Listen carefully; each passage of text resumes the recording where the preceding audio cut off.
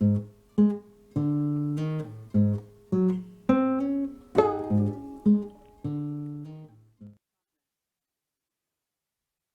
buenos días. Acá estamos en el segundo encuentro de A Viva Voz. Hoy tenemos la alegría y el placer de compartir con Jorge David, que está acá a mi lado y a la vez a muchos kilómetros de distancia. Lo voy a presentar. Jorge David es compositor, investigador y artista sonoro mexicano, profesor de tiempo completo en la Facultad de Música de la UNAM en el área de tecnología musical. Es promotor de las tecnologías libres, las licencias abiertas y la libre circulación de la cultura. Defensor de la equidad, la inclusión y la diversidad sexoafectiva. Ha sido miembro del colectivo Armstrong Liberade, de la red de estudios sobre sonido y escucha, del Rancho Electrónico y del colectivo Teatro H. Actualmente es miembro del dúo queer Epifonías y del ensamble Chango Dada y participa como diseñador sonoro en diversos proyectos de danza y teatro. Bueno, hecha esta breve presentación, te doy la bienvenida nuevamente. Hola, Caro, muchas gracias. Es un gusto. Y es un gusto también acá recibirte. Em, bueno, vamos a hacer esta entrevista empezando por el camino, ¿no? Por el camino biográfico, que siempre cuando elegimos narrar una parte de nuestra biografía, hay otra biografía que queda como en los bordes, ¿no? Y esta sería la primera pregunta que tengo para hacerte. Me gusta mucho conocer qué hay como detrás de escena de los caminos de la voz, qué es lo que nos lleva, qué es lo que nos imanta y nos va conduciendo a la investigación vocal, que es a la que vos te dedicás. Eh, y bueno, eso, darte la palabra y escucharte. La biografía de los bordes, qué comprometedor para abrir la plática, pero está bueno porque creo que efectivamente mi relación con el tema de la voz no es una relación que nace en el espacio académico, en primera instancia. De hecho, sí, mi incursión en el espacio académico, esto es relativamente reciente.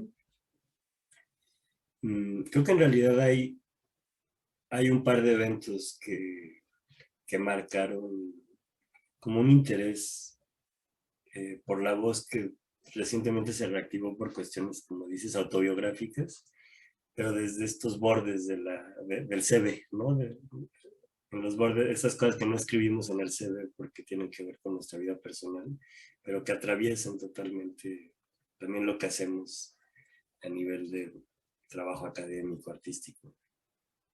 No sé, hay un evento en particular del que tal vez al ratito platique con más detalle, que me marcó mucho, que fue conocer a una amiga muy querida, muy cercana, que se llama Lía García.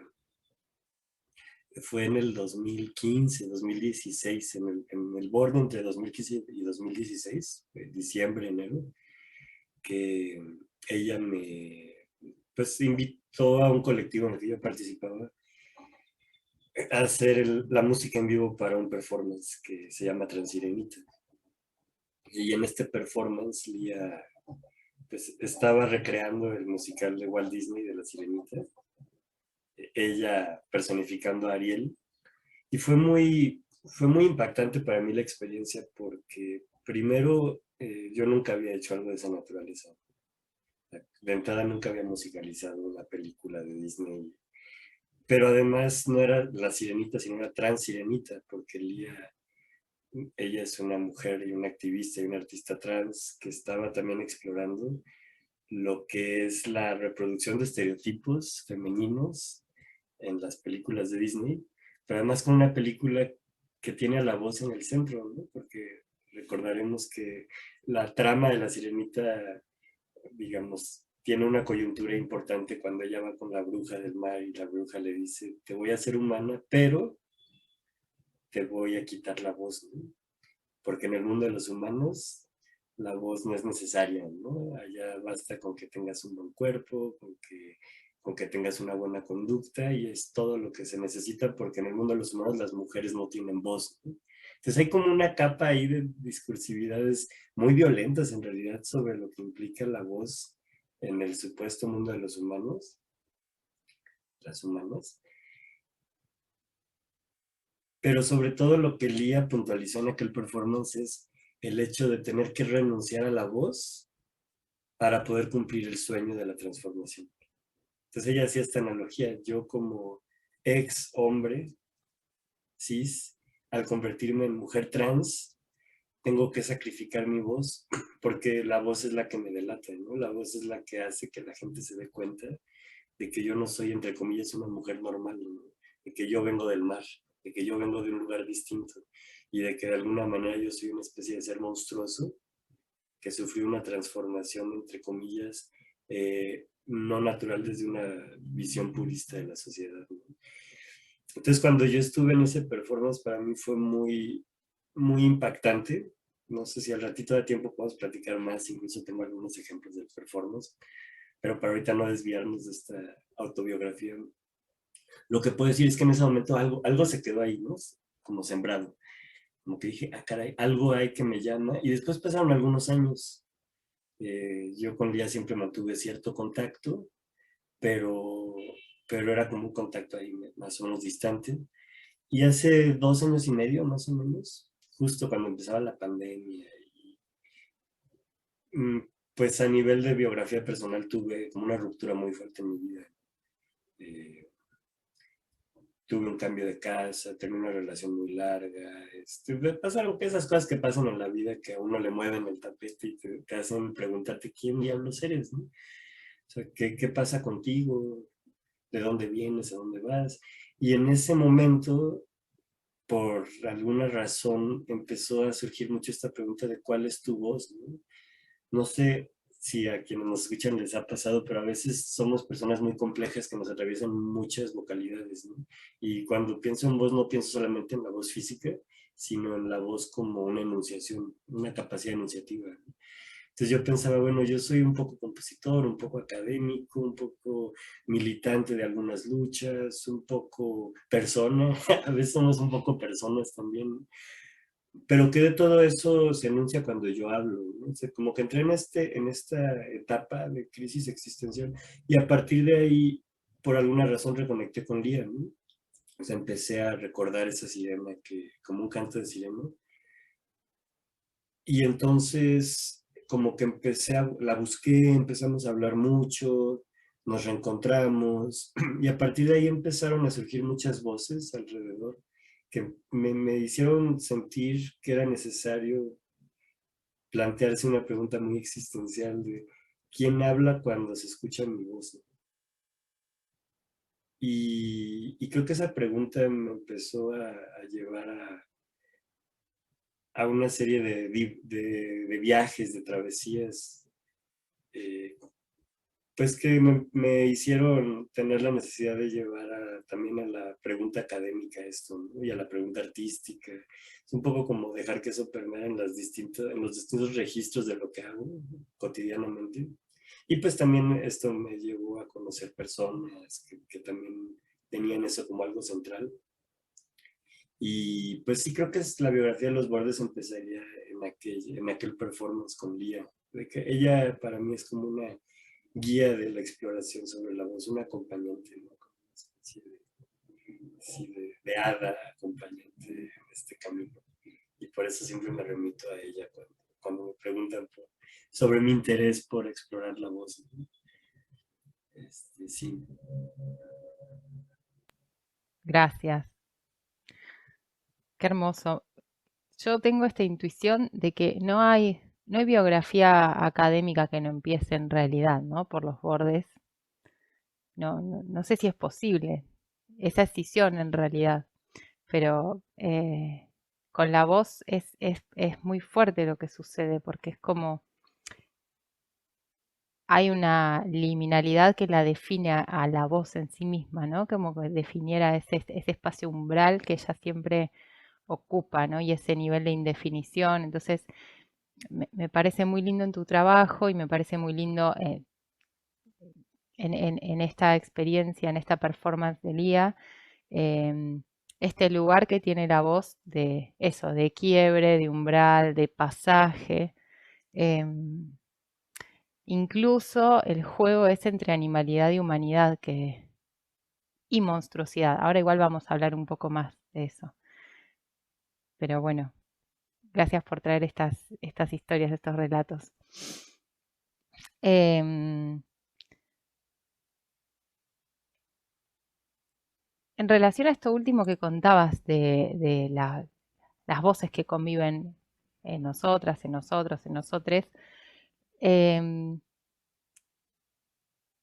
¿qué diferencias percibís en ese proceso en el cual nos hacemos conscientes de las capas de voces que nos habitan, ¿no? Como qué diferencias percibís entre un darse cuenta de esas capas que nos habitan y los momentos en que no somos conscientes y hay como pequeños vislumbres de que hay distintas vocalidades, pero bueno, no lo podemos poner en palabra o no lo podemos develar. Sí, pues no, creo que esta pregunta yo o sea, la puedo extender en general a qué pasa cuando cobramos conciencia de algo, ¿no? Y creo que en torno a la voz, a las voces,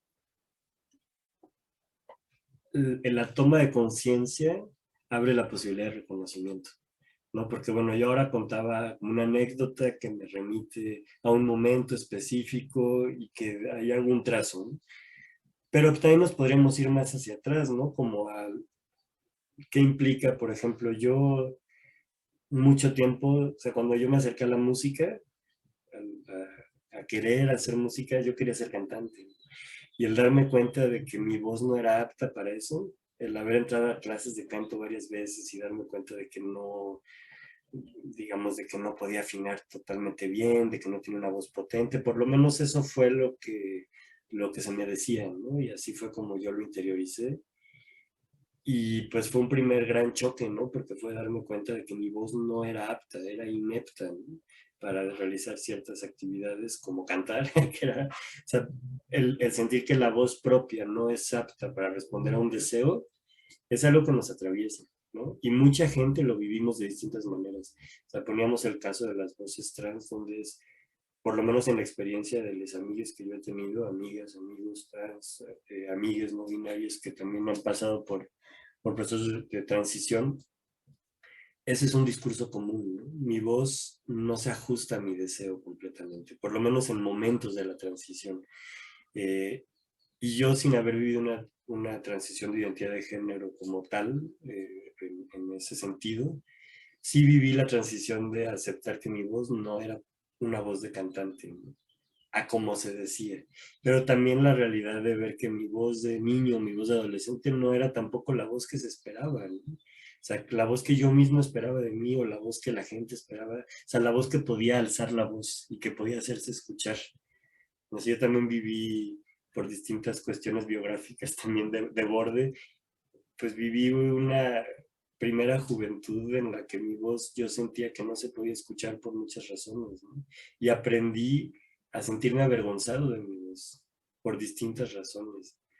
O sea, recuerdo esas experiencias egofónicas, les llaman algunos autores, de escuchar la voz propia, hablando o cantando, y ese sentimiento de decir, ese no soy yo, ¿no? Ese no quisiera ser yo. Y ese no quisiera ser yo empieza a generar una capa de no reconocimientos, ¿no? Entonces, es interesante porque lo no consciente se relaciona íntimamente con lo no reconocido. Y a veces creemos que no somos conscientes de algo, pero realmente lo que queremos es olvidarlo. O sea, sabemos que está ahí, tenemos cierto grado de conciencia, pero no lo queremos traer a la conciencia cotidiana porque por alguna razón nos hace sentir incómodos, ¿no? Entonces yo creo que algo, por la pregunta que hacías de qué diferencia hay o qué pasa cuando cobramos conciencia, me parece que algo que pasa es que se abre la posibilidad del reconocimiento. Es decir, ese que suena así soy yo, ¿no? Y ese que suena que sí soy yo sí puede cantar. Y ese que suena que sí soy yo sí puede alzar la voz y sí puede hacerse escuchar. Y sí puede enunciarse en un espacio tanto público como privado, porque también podemos escucharnos a nosotros mismos. Y esa revelación de que yo me puedo escuchar a mí mismo de que yo puedo escuchar mi voz sin sentir vergüenza por eso, sin sentir algún tipo de aberración, algún tipo de incomodidad, cambia radicalmente el mundo, ¿no? O sea, porque a través de nuestra voz existimos. No sé, tú hemos platicado de tu bebé, ¿no? Como que ya no es tan bebé, pero está en ese proceso. También me imagino de un cambio de voz y no sé cómo lo vives tú. Pero de las primeras cosas que pasan cuando somos chiquitos, chiquites y empezamos a crecer es que nuestra voz vive un mundo de transformaciones, ¿no? O sea, de entrada de ser una voz cuasi, no sé, muy física, muy animal, ¿no? Una voz que viene de las entrañas, a ser una voz lingüística, ¿no? A ser una voz que empieza a educarse para tener inflexiones, pero después se vuelve una voz genérica, ¿no? Genérica en el sentido de que empieza a estar atravesada por el género. Y entonces el niño tiene que hablar de cierta forma, la niña tiene que hablar de cierta forma y no hay más. Estamos en un proceso histórico bien interesante donde se empieza a reconocer esas otras voces que también las vemos ahí, ¿no? También las vemos en el reconocimiento de las voces de géneros no binarios, ¿no? También lo vemos en el reconocimiento de las voces de sexualidades no binarias, también lo vemos en el reconocimiento de las voces de geografías no binarias, ¿no? Ya el discurso de norte, sur, primer mundo contra el tercer mundo ya nos empieza a ser cada vez más insuficiente, ¿no? Entonces, ya me alargué mucho en la pregunta que existe, pero es que creo que interpela muchas capas de existencia, de política, de ser en sociedad, porque el reconocimiento de las voces diversas es siempre reconocimiento de presencias diversas. Cada voz es una presencia, tanto lo que habita en nosotros como las voces que están alrededor nuestro.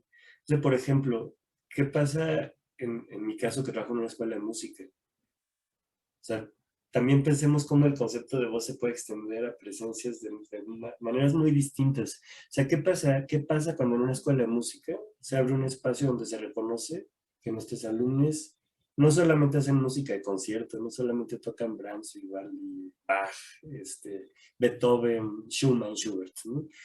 No solamente tocan este canon eurocéntrico, muy decimonónico con sus extensiones hacia atrás, hacia adelante, sino que también tocan cumbias, ¿no? Sino que también tocan reggaetón, sino que también hacen música experimental no académica, también hacen pop. O sea, ¿qué pasa cuando reconocemos esas presencias que están ahí, que habitan en nuestra comunidad? La comunidad se diversifica, se enriquece, la escuela crece, ¿no? Pero también nos preguntamos por qué no pasa eso todo el tiempo y qué implicaciones políticas tiene estar acallando las voces diversas constantemente, también en nuestra propia persona. Porque es muy cómodo, ¿no? Es muy cómodo decir yo soy académico y esta es mi voz, y yo soy hombre cis y esta es mi voz. Es muy cómodo instalarse en una categoría fija donde las cosas aparentemente funcionan. El problema es qué pasa con todo lo demás, a dónde se van esas presencias que aparentemente no tenemos concientizadas, ¿no? No sé, creo que fui muy disperso en mi respuesta, pero es que hay muchas No, preguntas. tranquilo, o sea, mis preguntas son disparadores y que vayan a donde vayan, yo no es que estoy esperando que digamos eso, que se diversifiquen hacia donde se tengan que diversificar, está bien. Pero me va llevando también todo lo que estás contando, em, me trae una y otra vez, porque realmente una de las cosas que me pareció más interesante de tu planteo en relación a la voz y que me parece que no está suficientemente como eh, escuchado, ¿no? En los campos de trabajo con la voz es en las implicancias directamente políticas que tienen el trabajo desde hacia la voz, tanto las consecuencias de un trabajo de reconocimiento y de concientización vocal, como todo lo que vino construyendo esa voz hacia la que hoy yo reconozco como mi voz o mis voces, ¿no? Y en ese sentido, la categoría que vos trabajás de monstruosidad me parece riquísima, me parece muy interesante. Sobre ella te quería preguntar y cuando te hice la pregunta anterior se me iba dibujando, ¿no? Como en el umbral de reconocimiento, y te pregunto esto, eh, aparecen o se empiezan a develar esas monstruosidades y qué implica para el reconocimiento personal en la aparición y el trabajo con las monstruosidades de la voz. te puedo contestar compartiéndoles un video, porque creo que Pues, para mí la idea de la voz monstruosa tiene que ver con esta anécdota que contaba sobre mi amistad y también los momentos de contacto también artístico que he tenido con Lía. Y creo que ella explica súper bien la forma en la que yo me acerco al concepto de lo monstruoso en la voz. Entonces me gustaría compartirles un video y sirve que también conocen a Lía, por lo menos en video, y, y creo que tendría otra dimensión y ahorita yo comento por qué este video me parece muy potente. Ahí se ve la pantalla. Se ven como 2 minutitos donde ella plantea esta relación con la voz. A ver, ¿qué tal? Voy a apagar mi micrófono mientras para que no.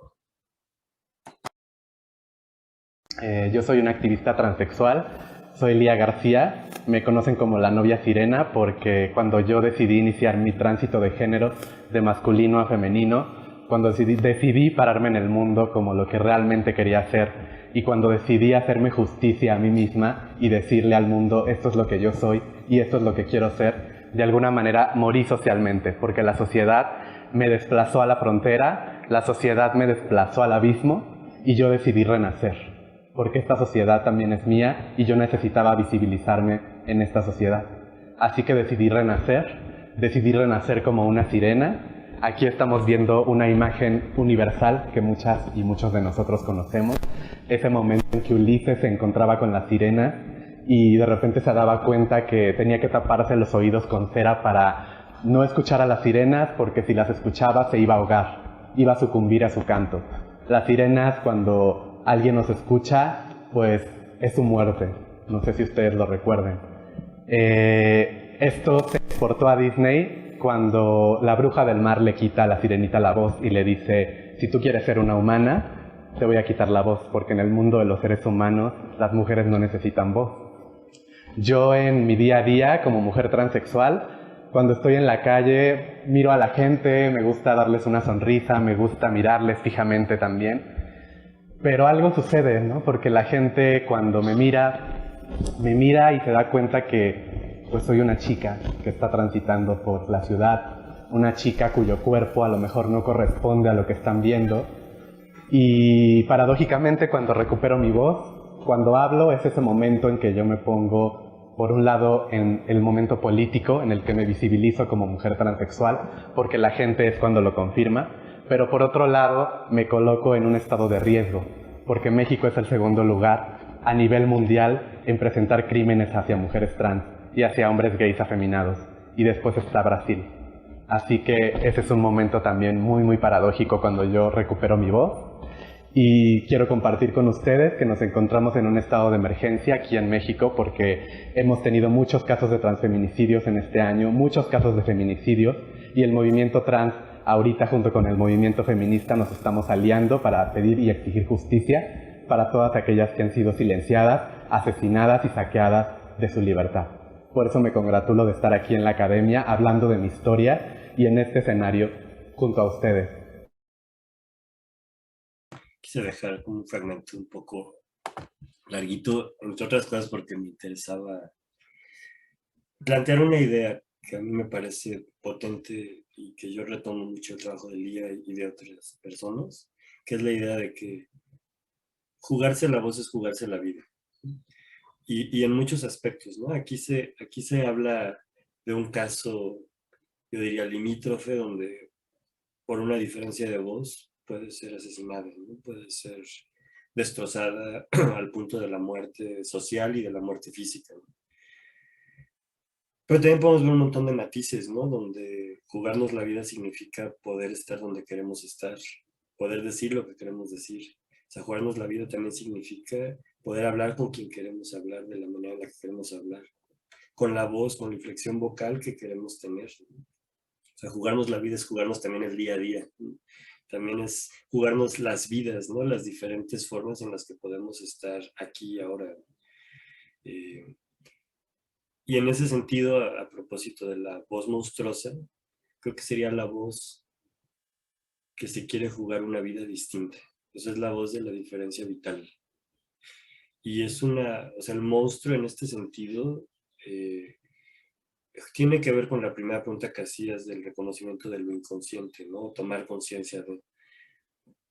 Yo la forma en la que he estado pensando el concepto de lo monstruoso tiene tanto que ver con psicoanálisis y con el momento en el que aquello que está, lo ominoso, le llaman, ¿no? Freud usa este término de lo ominoso, esto que está reprimido, abyecto, y que nos remite siempre a algún trauma, algo que o sea, en nuestra vida hay cosas que ocurren de repente que hacen que silenciemos ciertas experiencias, que las bloqueemos, que las convirtamos en un trauma y que las releguemos al inconsciente, porque no somos capaces de reconocerlas, o creemos que no somos capaces, porque en el momento tuvimos un mecanismo de protección que nos dijo, eso es muy peligroso, eso puede remover fronteras, ¿no?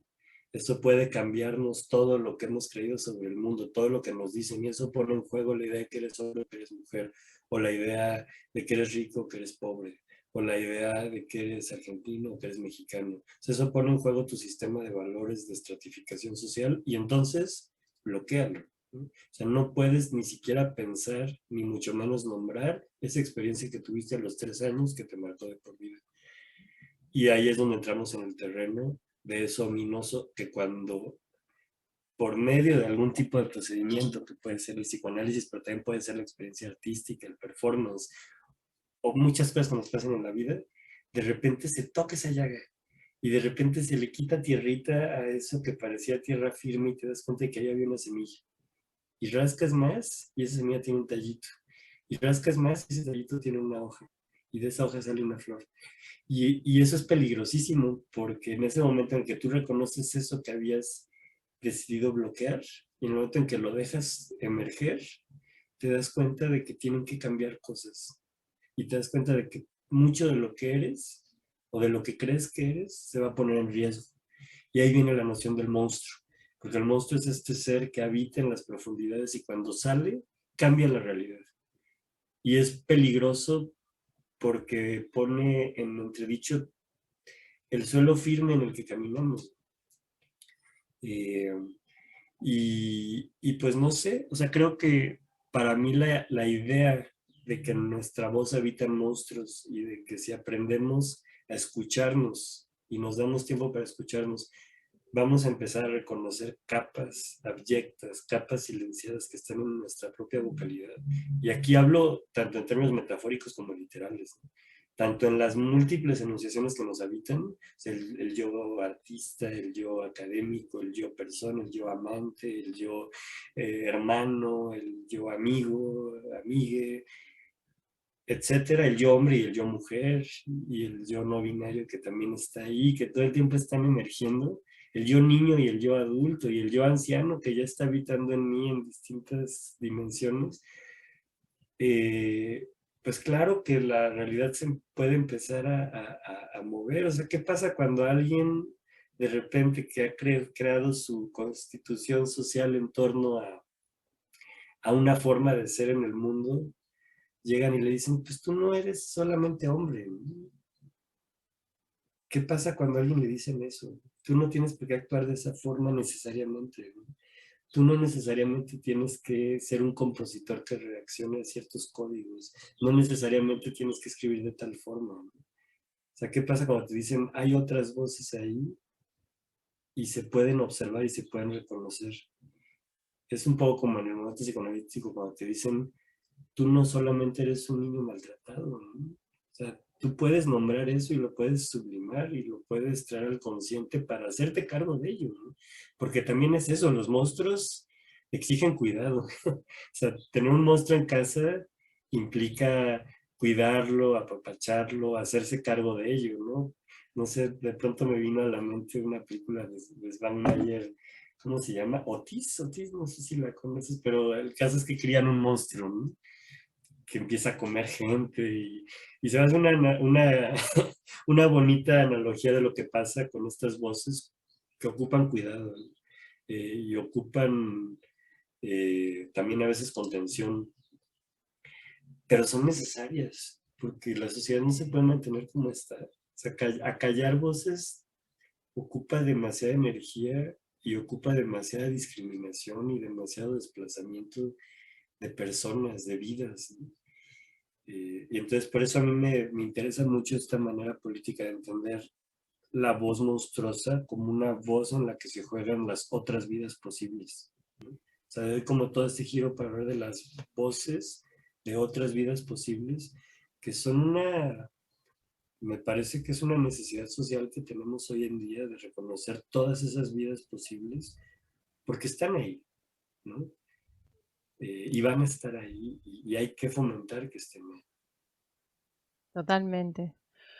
Te escuchaba y a mí me interesa mucho la voz como te vas a ir dando cuenta o te habrás dado cuenta tal vez en la charla como, como una especie de ruptura, con una especie de torsión de nuestra mirada dualista en general, ¿no? Y, y me encanta la hibridez que propone la categoría de monstruo. Como eso, como si pudiéramos aceptar que en el monstruo lo que habita es la conciencia de nuestra hibridez, ¿no? No dual, no binaria. eh, Siento que ese cuidado está en relación también a dialogar con nuestra fragilidad. Lo que vengo trabajando me lleva todo el tiempo a percibir el dualismo como un escape, ¿no? A la fragilidad, como una categorización que viene a correr lo frágil, lo vulnerable también, pero sobre todo lo frágil. Y, y la categoría de monstruo como automáticamente está moralizada, ¿no? Aparece una moralización de la categoría de monstruo asociada a eso, no sé, es un monstruo, entonces va a ir a comer gente.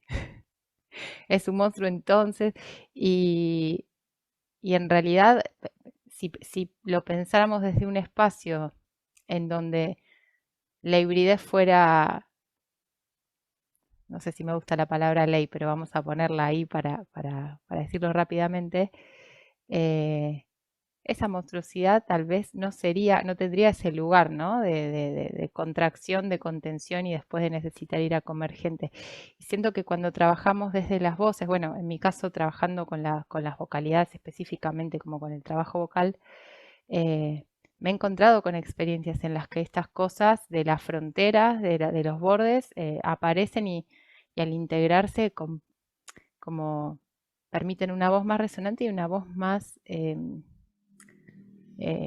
colorida en términos de recursos estéticos, pero también en términos de diálogo entre el aspecto psicoemocional y el vocal, ¿no? Por ejemplo, una alumna que hace un tiempo venía haciendo todo un proceso personal, ¿no? Más allá del vocal, pero a partir de una cosa que me cuenta, ella, hablando de las fronteras, vive hace mucho en Argentina y bueno, nada, provenía de otro territorio y a partir de ese momento yo empiezo a escuchar, después de ese relato de algunos trabajos que veníamos haciendo, que empieza a cambiar la sh por la i nuevamente, ¿no? Y en una abrazar e integrar su voz argentina con su voz de la lengua materna, ¿no? Y cómo ese diálogo también estuvo como atravesado por el tránsito de un trabajo con su propia vocalidad, sin tener como objetivo integrar eso otro que había quedado por fuera. Pienso en esas, ¿no? Categorías o en esas experiencias, mejor dicho, como se podría nombrar también como trabajar con nuestra monstruosidad vocal. Sí, totalmente. Es que también creo que nadie puede decir lo que significa un monstruo para otra persona. Me parece que la idea, saber, yo pienso lo monstruoso como el reconocimiento, o sea, el proceso que ocurre cuando reconocemos aquello que estaba acallado, ¿no?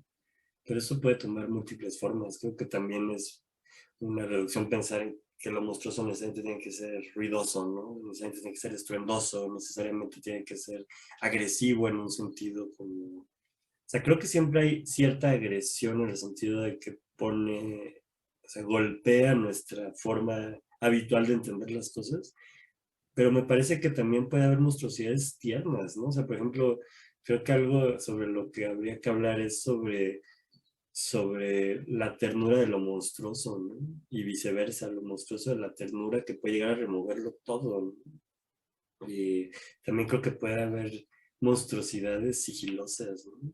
Monstruosidades delicadas. O sea, es impresionante pensar lo que pasa con alguien que ha crecido con la idea de que, de que la forma de expresar afecto es violenta, porque pasa eso y es un problema social ahorita tremendo, ¿no? Tremendo, que atraviesa muchísimas geografías. Y de repente alguien le dice, tú puedes ser tierno, o sea, tienes derecho a ser tierno, tienes derecho a expresar esa parte de la ternura. El mundo se cae, ¿no? Y en ese sentido es una idea de un monstruo sumamente sutil, ¿no? Frente a lo que podríamos ver desde afuera, ¿no? Pero de pronto es cómo lo vive la persona desde adentro. O sea, ¿qué pasa? No sé, digo, me voy a permitir extenderme en la autobiografía, pero pues es que, ¿de qué más podríamos hablar si no es de nuestra voz, cuando hablamos de voz, ¿no? Por ejemplo, a mí algo que me ocurrió en mi biografía personal y que también tiene que ver con todo este tránsito, es que yo pasé de haber vivido como una vida social en torno a la heterosexualidad, ¿no? En haber estado en relaciones heterosexuales, en haber construido un yo desde ahí, o sea, independientemente de cómo yo reconociera mi sexualidad diversa, a pasar a una vida en una relación homosexual, donde de repente uno se circunscribe en otro círculo, y una de las primeras cosas que tuve que entender es que mi masculinidad podía tener muchísima diversificación, ¿no? Social, no solamente hacia lo íntimo, sino social. Y entender, o sea, para mí esa fue una forma de monstruosidad tierna, ¿no? Desde la ternura, que la manera en la que yo me podía relacionar afectivamente con hombres y con mujeres, y con hermanos, y con padres y madres, y con...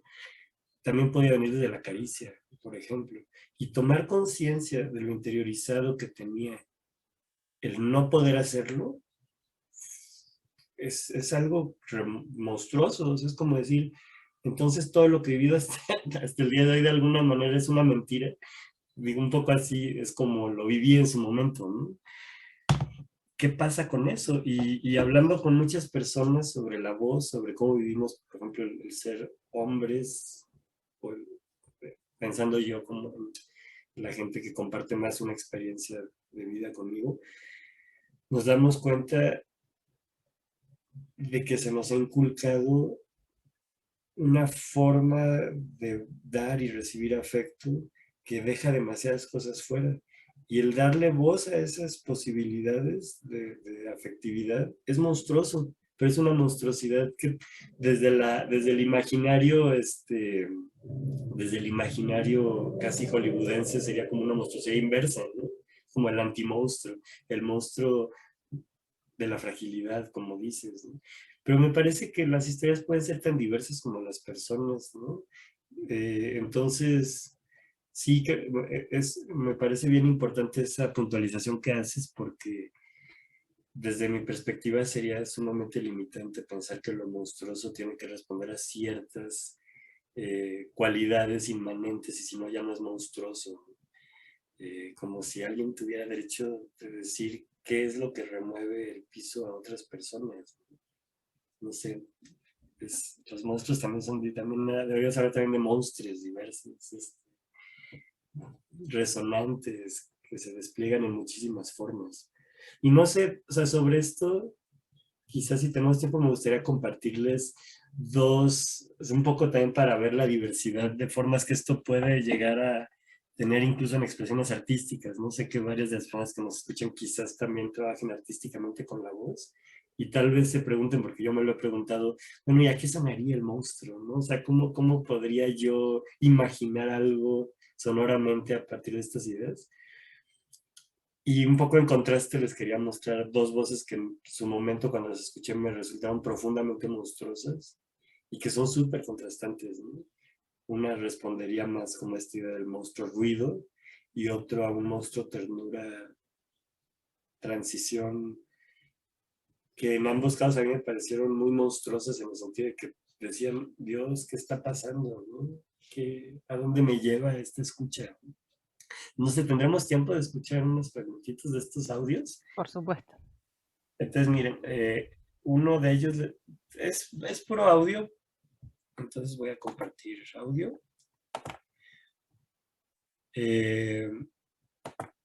Bueno, no creo que déjenme, a ver, no, sí, audio.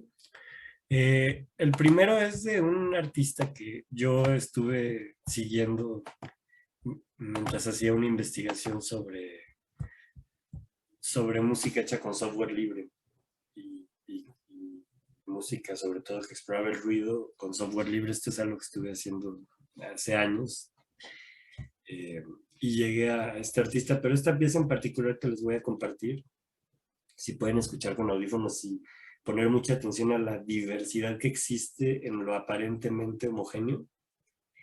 A mí me pareció muy removedora porque me permitió escuchar muchas capas, muchas presencias que habitan en un grito, ¿no? Es una pieza hecha a partir de un grito y también tengan cuidado con el volumen porque sí puede ser muy estridente. Si tiene el volumen alto se pueden lastimar.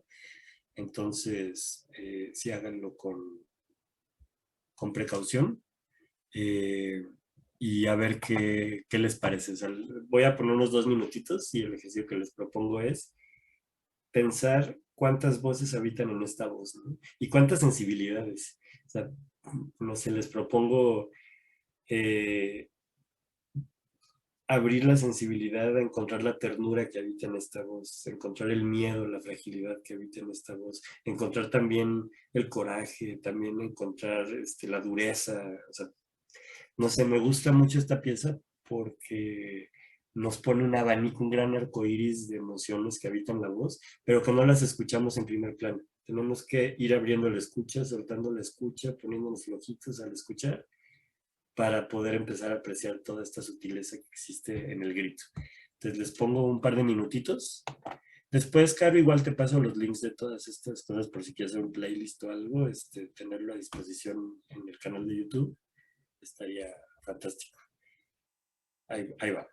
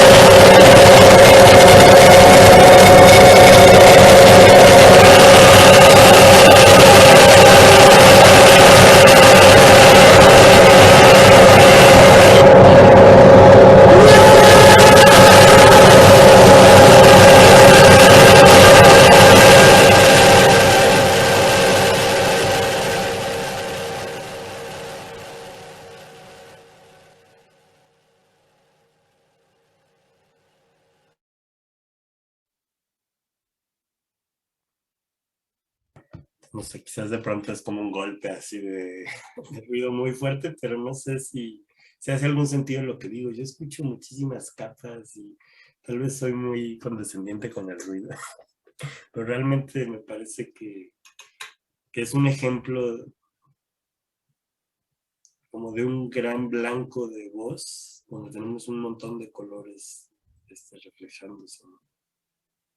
Y ahora el otro ejemplo, un poco pensando en cómo puede haber tantas formas de monstruosidad, es de un poeta mexicano que se llama Daniel Miscub, que, bueno, es también alguien que ha sido muy significativo para mí de un tiempo acá que conocí su trabajo. Yo lo escuché en un programa, en una serie de podcast que por cierto les recomiendo mucho, si no la conocen, que se llama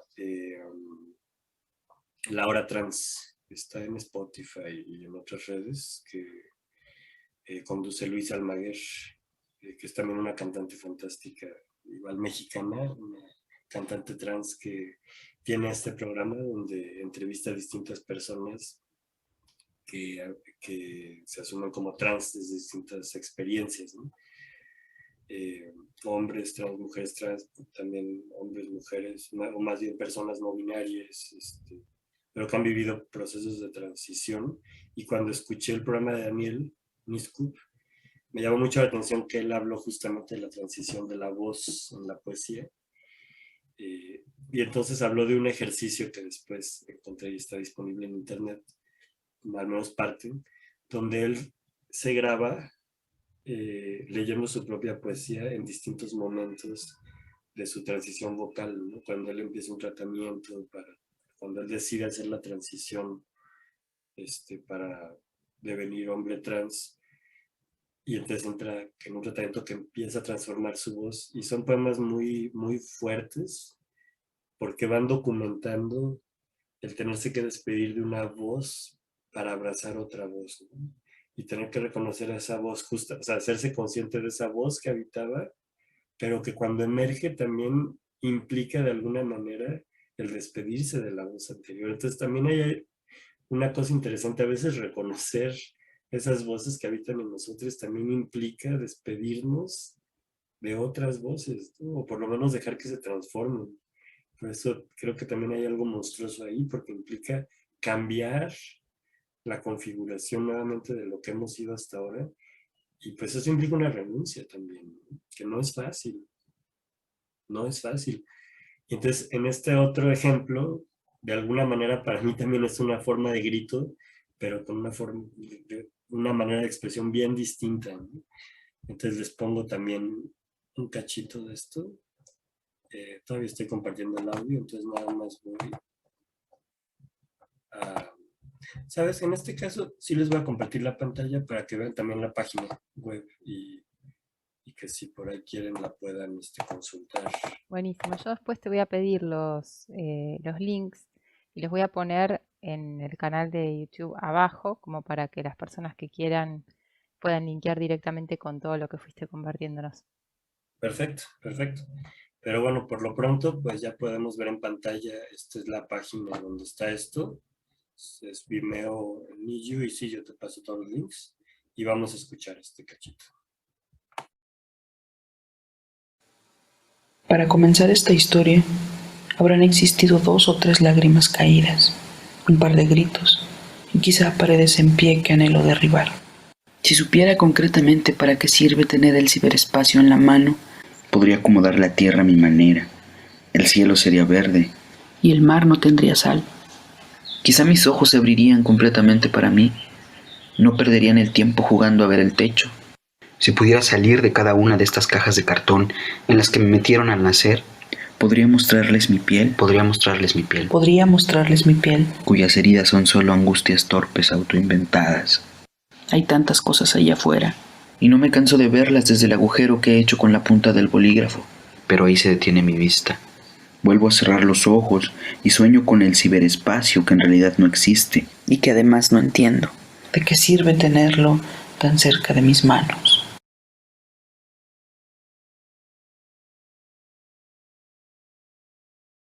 Sí, pues es como otra mirada totalmente distinta de cómo bueno, al menos de lo que a mí me ha detonado emociones monstruosas, ¿no?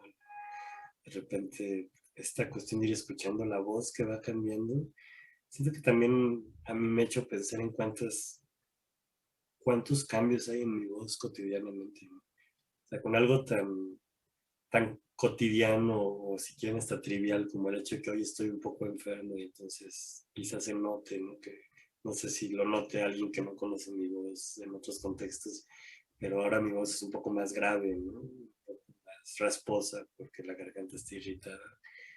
Pero es que nunca tenemos la garganta igual, o sea, algo tan básico como eso. Y a eso hay que sumar el espacio, porque estamos en espacios distintos que nos obligan a modular la voz de diferentes maneras, que se mezclan con cómo la gente nos escucha. Y si llevamos eso al plano metafórico, pues en realidad es que nunca nos enunciamos de la misma forma, no todos los días nos sentimos igual, no todos los días tenemos los mismos sentimientos al despertar, no todos los días dormimos igual, no todos los días la persona con quien compartimos, si es que compartimos con alguna persona el sueño, está igual, y si no la compartimos, nuestra soledad al dormir no todo el tiempo es igual. O sea, es que somos seres cambiantes y a veces el reconocer el cambio de la voz nos lleva a reconocer el cambio del ser. Y es que es muy pesado estar manteniendo la ilusión de que somos personas rígidas. Mantener la ilusión de que nuestra voz siempre es la misma pesa. Nos obliga todo el tiempo a estar modulando para causar ese efecto de estabilidad que nos exige demasiada energía y demasiada represión. Entonces, pues para mí una propuesta al hablar de voces monstruosas es invitar al reconocimiento de las otredades que habitan la ilusión de lo estable, ¿no? Que por otro lado es una ilusión socialmente necesaria, ¿no? Pero ¿qué pasa si la asumimos de entrada como algo fragmentado, ¿no? ¿Qué pasa si la asumimos de entrada como algo diverso, como algo cambiante? Y desde ahí construimos la ficción de la estabilidad que también necesitamos para desarrollarnos día a día, ¿no? Pero que es una ficción fracturada de antemano, ¿no? Una ficción fracturada, Una me parece fricción. una fricción. Hablar sobre la fricción como la ficción fracturada. Algo tendremos que escribir sobre eso, caramba, a partir de Sí, esto. totalmente. Me parece que empieza a aparecer el título de este encuentro también. La fricción podría ser fricción, es la fricción en la voz, algo así, algo así. Quería compartir que, bueno, esta es la segunda vez que escucho de tu mano a Daniel y me volvió a pasar lo mismo que la primera vez, aún sabiendo de qué se trataba, ¿no? Me toca muy profundamente cómo esos diferentes registros de la voz de diferentes días, como os decís, tal vez de diferentes espacios ambientales, habitan claramente o muestran claramente cómo estaba habitándose en ese momento a nivel emocional también, ¿no? Como cómo se transformaban estos niveles de fragilidad de los que hablábamos antes eh, en diferentes registros posibles de comunicabilidad, ¿no? Como sin perder ninguno, porque eso sentía que me parecía hermoso, sin perder ninguno de ellos esa llave al monstruosa, llamémosle, ¿no? Eh, sí, no sé si está bien la palabra frágil, pero bueno, hoy me apareció así, como de habitar el borde. Y me parece bellísimo, bellísimo, bellísimo como su propuesta. La verdad me parece muy conmovedora, conmocionante lo que puede una voz, ¿no? Cuando se habita. Sí, además su poesía es fantástica. También te pasaré entre los links el link a un libro que está descargable para que lo lean, lo conozcan. O sea, escucharlo en sus voces, en sus vivas voces, es particularmente conmovedor, pero también leerlo. Y no sé, me gustaría compartir si tenemos todavía unos minutitos, no sé cómo estamos, porque justamente yo ahorita estaba haciendo un proyecto donde estos poemas que de alguna manera me resuenan mucho, empiezo a hacer una relectura y tengo en particular recientemente hice uno con un poema de Daniel, que para mí ha sido como una experiencia particularmente introspectiva, conmovedora, porque tener ya la referencia de él leyendo sus propios poemas. No sé, esto como que me vino a la mente recientemente en una fiesta en la que estuve, que una amiga querida cumplió años, y entonces pues nos pidió que leyéramos algún poema, ¿no? O sea, como hicimos como un círculo de lectura de poemas, y yo leí uno de Daniel, y después platicando con alguien que también estaba ahí, que conocía bien el trabajo de Daniel, me decía, es la primera vez que escucho un poema de Daniel en la voz de otra persona, ¿no? Como que son, si ya yo conozco su trabajo y somos amigos, pero no me había tocado escuchar a alguien que no fuera yo mismo, mi propia voz interna, o la voz del propio Daniel, y ocurrió algo como extraño, ¿no? Es como si sentir que esa voz también puede de alguna manera habitar otras voces, ¿no? Como una voz que habita otras voces. Y me pareció como atractiva la idea. Y entonces, a partir de ahí empecé a hacer algunos experimentos yo leyendo poesía que a mí me había tocado, digamos, emocionalmente. Y ahorita estoy como en ese proyecto, ¿no? De hecho, ahora que vaya a Argentina, una de las cosas que quiero hacer es buscar poetas de allá para hacer como también una exploración en torno a eso, ¿no? Entonces, no sé, me gustaría compartirles como un cachito de este experimento. No es el mismo poema que escuchamos, pero también me gustaría como para hablar de lo que implica la resonancia. O sea, cuando una voz hace vibrar otra voz, el fenómeno de resonancia que se da por simpatía, ¿no? O sea, cuando dos cuerdas vibran, más bien cuando una cuerda vibra al lado de otra cuerda, la puede hacer vibrar por resonancia, ¿no? Y entonces la vibración de uno, sin que yo toque la otra empieza también a moverse, porque así es la energía, ¿no? La energía se propaga y conmueve. Entonces, de alguna manera, esto que les quiero mostrar es una resonancia que en mí ha tenido, con mi propia voz, también mi propia voz explorando algunas diversidades, a partir de lo que para mí fue la voz de Daniel, ¿no? Entonces, les voy a compartir un audio. Igual es particularmente recomendable escucharlo con audífonos porque también hay como de ahí todo un juego sobre la voz en el espacio, ¿no? A ver, pues no sé, es más compartirles también ese tránsito de la lectura y del recibir la voz de otros y dejarse conmover por ella, ¿no? Pues ahí lo comparto.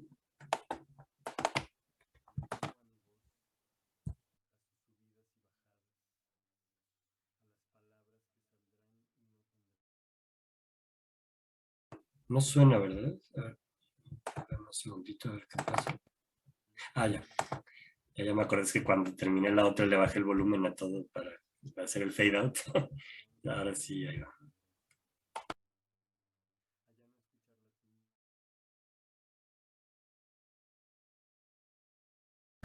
Le temo a mi voz, a sus subidas y bajadas, a las palabras que saldrán y no tendrán regreso. A ya no escuchar la tuya, seas quien seas a partir de entonces. Este sonido que parecía eterno, que cayó y se dejó escuchar en distintas alcobas, en grandes plazas, que vivió noches en vela. Temo a la partida de su susurro, que lo lleves en tus manos y nadie más lo pueda oír. No morirá, sola, discreta. Mi voz caminará por otras sendas, caminos de memoria colectiva a la que pertenezco sin saberlo.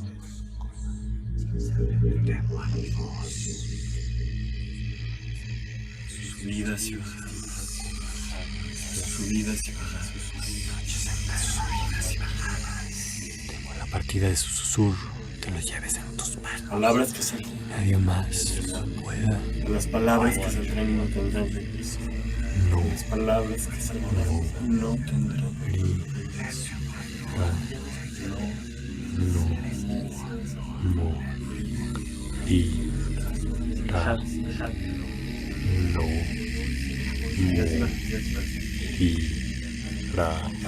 no morirá. No morirá.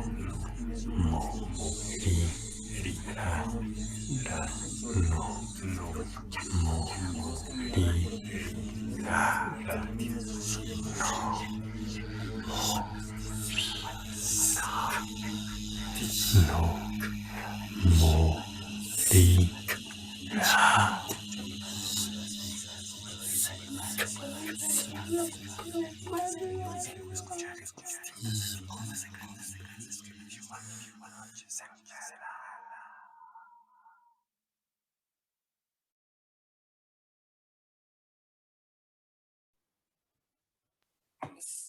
Eso es lo que les quería compartir. Qué potente. Entonces, pues por ahí va Carol, como la exploración que he estado haciendo.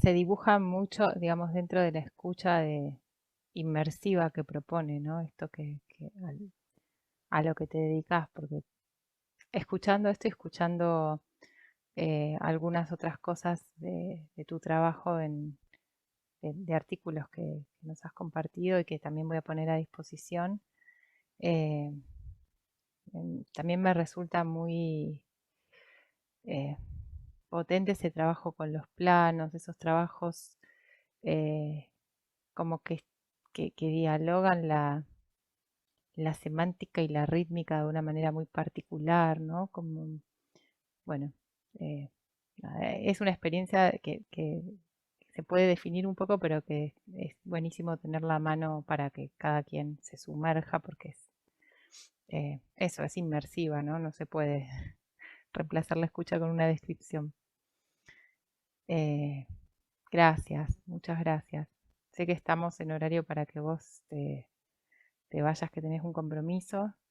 Me queda pendiente para otro encuentro que tengamos, charlar acerca de tragar abismos, que también me daban ganas de conversar sobre eso. Pero bueno, será para una próxima. Sí, pues si ahorita está proyectando un viaje a Argentina, de pronto ya podría. Estoy viendo si se puede gestionar un conciertito, donde tal vez algunas de estas piezas Lo se vamos a hagan hacer. pensar, otra conversación, qué sé yo, ¿no? Este, es que se despliega por tantas direcciones lo que podemos hablar sobre esto, porque de entrada estamos hablando con la voz. Entonces, ¿no? Exacto. Hablar sobre la voz es una especie de metadiálogo, ¿no? Hablar a través de aquello sobre aquello de lo que estamos hablando. Entonces, Sí, totalmente. Estamos en un metadiálogo constante. exactamente. Bueno, muchísimas gracias. Un placer. La verdad que lo he pasado muy bien y, y me encanta esto, ¿no? Como de poder eh, hablar y también sentir todas las posibilidades que la resonancia permite también para politizar la voz en diferentes planos, ¿no? Como eso. Sí, sí, quizás esto que dices me lleve como a algún comentario final que de alguna manera sirva de conclusión, y es que creo que si hablamos de múltiples, de la voz como algo múltiple y de las múltiples voces como múltiples multiplicidades, también hablamos de distintas formas de escucha, que no toda la voz requiere la misma disposición de escucha incluso de las mismas de los mismos aparatos de recepción, por decirlo de alguna forma, ¿no? De los mismos sentidos y sentires.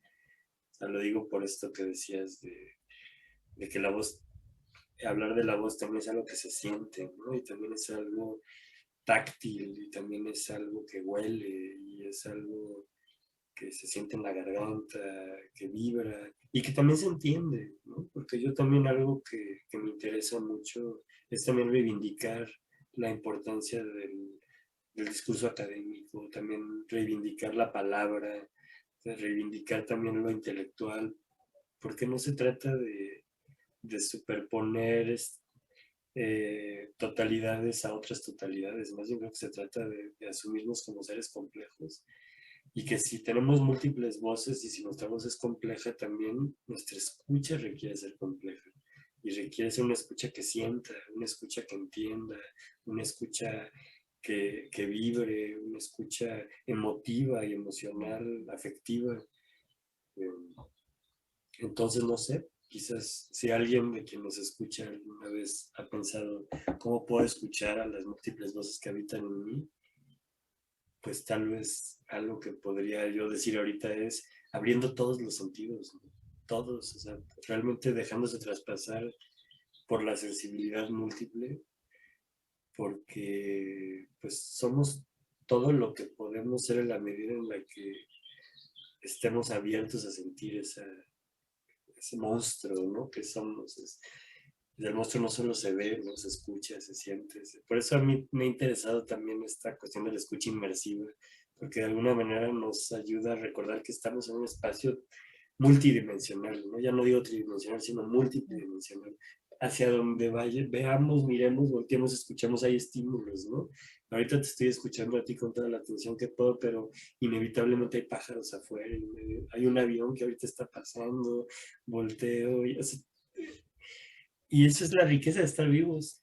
O sea, creo que la voz es una forma de evitar la existencia y en ese sentido, pues yo quisiera hacer eso, ¿no? Una invitación a asumir la existencia como algo diverso, múltiple, eh, rico, en una idea de riqueza, de abundancia, que también implica abundantes responsabilidades hacia el otro y hacia la otra.